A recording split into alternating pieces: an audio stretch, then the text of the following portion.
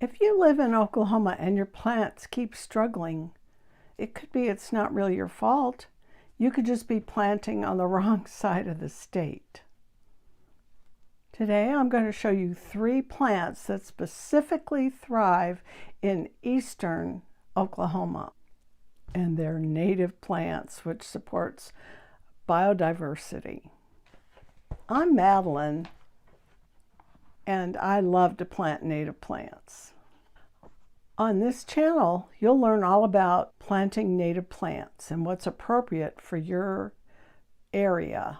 I used to say states, but now some of the states are getting bigger or have such diverse climates / ecoregions that I'm going to have to make more than one video per state and look at California, Texas, even Oklahoma. Before we talk about native flowers to grow in eastern Oklahoma, let's discuss why native plants matter. First of all, they're non-invasive, which means they won't kill local native plants and wildlife like non-natives are known to do. And reason number 2 is a no-brainer, really. They're easy to maintain. They don't require fertilizers. In fact, they do better without them. They can require minimal water after they're established. They certainly don't need pesticides, and then they're also well adapted to our local ecosystems. Now we're to reason number 3. Native plants protect biodiversity. This means that there are more native species of all kinds available in an area to help protect that biodiversity. The 4th and last reason that native plants matter is that they absorb carbon dioxide. When these plants absorb carbon dioxide, they are helping reduce climate change. If you want to find out more, go check out my video titled Native Plants versus Global Warming for more detailed information. So, it's time to put a sticker on the eastern part of the state of Oklahoma. Here's our map, which I can barely see because it's so far away. Okay, eastern Oklahoma. Actually, I live in northeastern Oklahoma, and they consider it sort of part of the Ozarks in a way because the climate's very similar, and we call it green country around here in Tulsa and the areas, Muskogee and whatnot. That little northeastern corner is where I live, near Tulsa. And then southeastern Oklahoma, it might be a little bit warmer down there, but it gets a little more mountainous. Definitely Ozarky down there too. Someday I'll do the western part of the state. The Panhandle is definitely has desert plants, and it's either plains, prairie, or desert out western Oklahoma. Here's something most people may not have realized, that Oklahoma is not just one climate. I think that before we moved here 40 plus years ago from Illinois, I had this vision that it was going to be like prairies, and we do have a lot of wind, but just prairies, cattle ranches and horses and stuff like that. Our climate here in eastern Oklahoma has richer soil, we get more rainfall, and it has more forest type ecosystems. So we are completely different from the western part, which is more prairie. What does this mean? This means that even if you plant something that's native to Oklahoma, that it could still croak on you and not grow and die. I've had that happen many times before I started planting natives and before I zeroed in on our climate here. Before we move on to our first plant, subscribe to catch more of my native plant gardening videos. Stick to the end of this video to learn about how you can find out even more native plants for your area. Plant number 1, ta-da, is purple coneflower, Echinacea purpurea. It's a perennial, and it's really perfect for eastern Oklahoma. Why? Purple coneflower is just beautiful to look at. It's pretty hardy. It can handle clay soil better than lots of other plants, which we have a lot of here in Broken Arrow where I live. Purple coneflower attracts butterflies, bees, and birds. You can enjoy it anytime if you like just sitting out there and watching nature, because in the summer you'll see butterflies attracted to it by the droves, as well as different bees, including native bees, of which there are over 400 alone in the state of Oklahoma. They're not honeybees, they're native bees. And in the winter, later fall and winter, when the blooms the petals have dropped off and the flower heads are dry, they look like little cones, little cone heads like that. You can see that. You'll see birds landing on the cone, especially goldfinches, and they pluck the seeds right out of the cone. And in the winter, it's really beautiful, especially if there's some snow on the ground, which we don't get a lot, but we do get some. The bright yellow goldfinch against that snow and getting something to eat in the winter is pretty fabulous to see. The specifics of growing Echinacea purpurea, and believe me, there are lots of hybrids and varieties of this. I personally would stick with the one that is actually native to the area, not hybridized too much, to start out. When I started buying some of the hybrids that are just gorgeous and so tempting, they never lasted. So I think we need our little native one here. Anyway, it needs full sun to part shade. It needs well-drained soil, but it can tolerate some clay soil. And it needs water just to get established, and then it will be drought tolerant. Bloom time, summer. I was trying to remember, because I told you that earlier. It blooms in the summer. Okay? So that is a keeper. Did I say 2 to 4 feet tall? Ours didn't get that tall, maybe 2 to 3. So I have a little demo for you. That's what I've been grabbing onto this for. This doesn't really belong here yet. I'll show that to you in a bit. This paper towel represents eastern Oklahoma soil with native plants in it. Here comes some rain, and it absorbs right into it beautifully. The plastic, however, represents something I really don't like much. I wish I could rip ours out. The lawn. The lawn, which requires chemicals, fertilizers, pesticides, mowing, blah, blah, on and on. Let's see what happens when we pour water on the lawn. Oh, it all ran off. How about that? So that lawn isn't helping us out much. The native plants act just like that paper towel. They absorb the water with sometimes they have really deep tap roots. A lot of them do. And they're helping to keep life balanced. Okay, let's move on to plant number 2. That's this I've been fiddling with. It's called Turks Cap. The Latin name is going to get me. Hang on. Malva viscus arboreum, variety Drummondi. I think I'll print that up here. I confess this one is not listed as native to Oklahoma, but it does great here. Turks Cap is perennial, just like the purple coneflower, if you plant it in the right spot. This one feels like just a little jewel to me. Good old Turks Cap.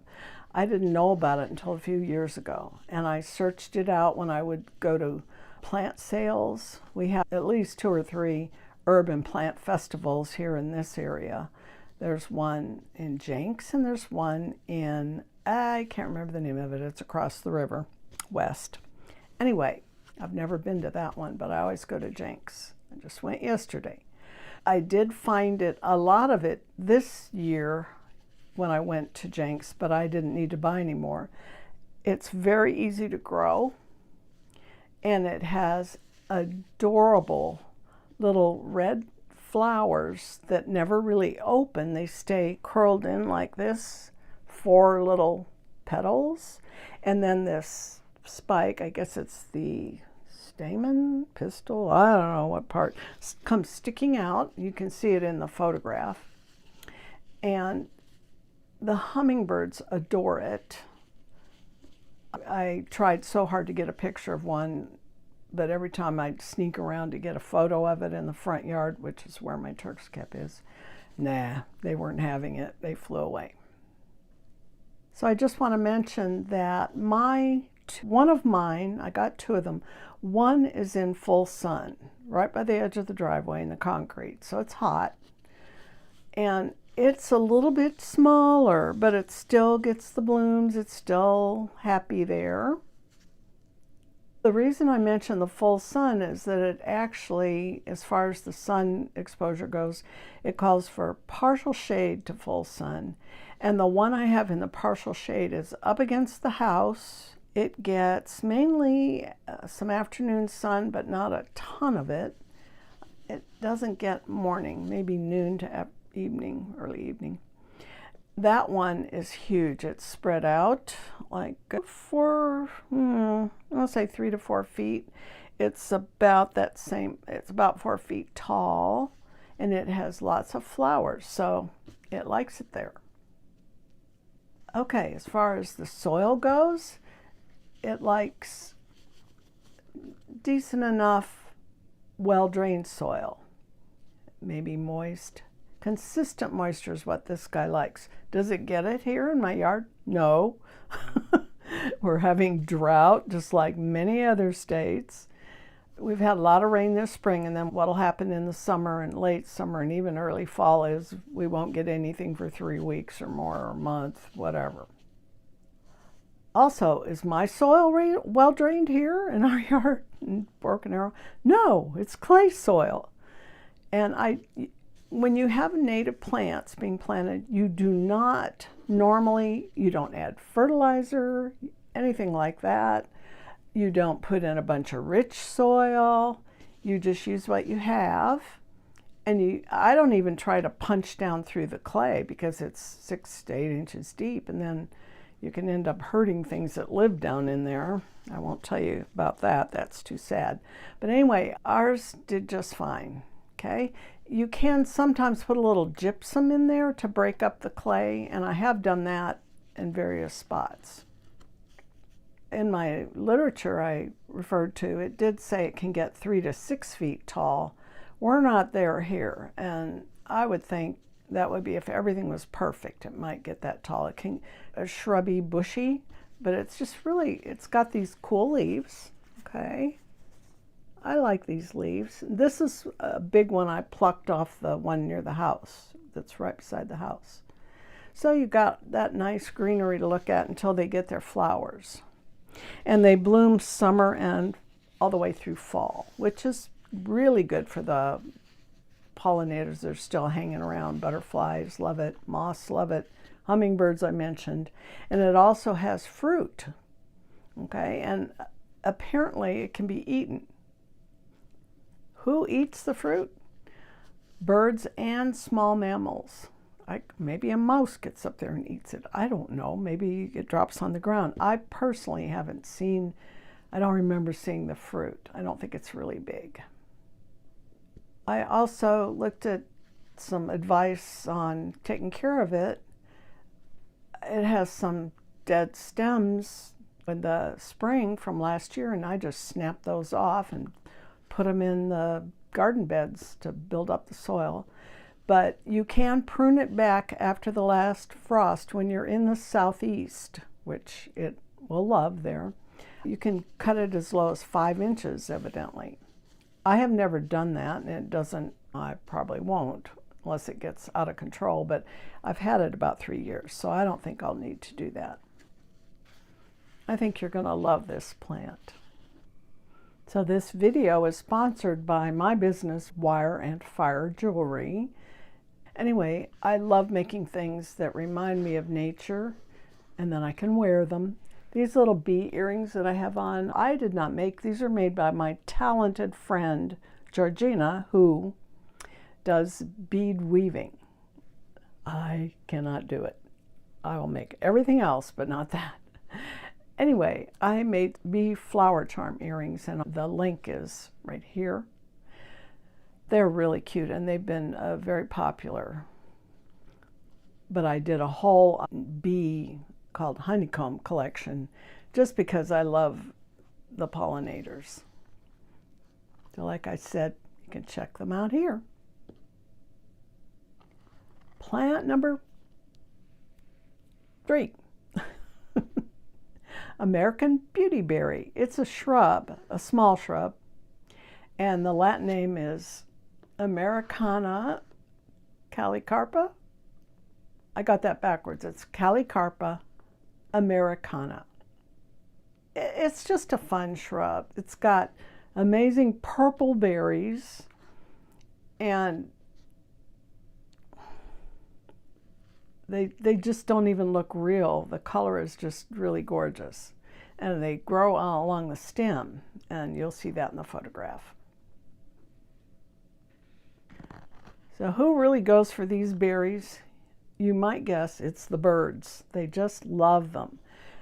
And after we had that really severe storm that I know was all across the South and up into the Midwest, it was about 4 years ago, I think, and you saw just herds, if there is such a thing, flocks of robins just starving, looking for something to eat, and a lot of birds were lost because of all the ice and snow that covered the ground where they're usually able to go and get some berries. There weren't even any berries in our yard, so we planted some berry shrubs and some deciduous holly that's called, let me see if I can remember, winterberry.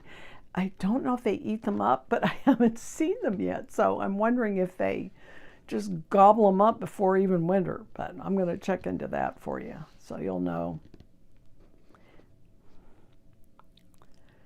So this has some real small flowers in the spring and summer, and then late summer and fall and winter is when the berries form. So for the light requirements, one thing I saw said sun, they'll make more flowers, hence more berries in the sun. But then another resource said shade to partial shade. So I don't think they need blazing hot sun. That's my feeling on that one. And they'll take just average soil, preferring well-drained. They can even take moist soil. And they're just kind of average on the water requirement. If during drought they may need some water. I have not watered mine, I confess, after they get established.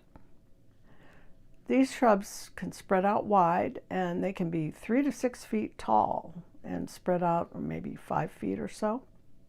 But that's good if you need an area with coverage. It's also great for the birds. So the interesting thing about Beautyberry is these show up just when everything else is pretty much faded and gone. It's like nature's way of saying, I'm still here. I'm not done yet. So if you'd like more wildlife in your yard and you want to have berries for the birds, even in tough times and in the winter, I would go for American Beautyberry. So here's the main takeaway. It's not just about planting native plants. I've tried to do some research for you so that it's easier. And if you plant the ones for the right plants for your environment, it's so much easier. And everything's more beautiful because they live and they flower and they thrive. Are you ready to plant native plants in your area? I want to help you. In fact, I'd love to help you. So comment below with your state. And if I haven't made a video, I will make one as soon as I can for you. You can get step-by-step help today by downloading my free PDF, How to Find the Best Native Plants in Your Area. Right? So today we talked about why Eastern Oklahoma needs different plants than Western Oklahoma. We talked some about how location affects the success in your garden with your native plants. And I gave you 3 beautiful native plants: American Beautyberry, Turks Cap, and purple coneflower. And I love this quote: "If you choose plants that match your environment, gardening stops feeling so frustrating, and it feels like nature is finally on your side." Thanks for watching.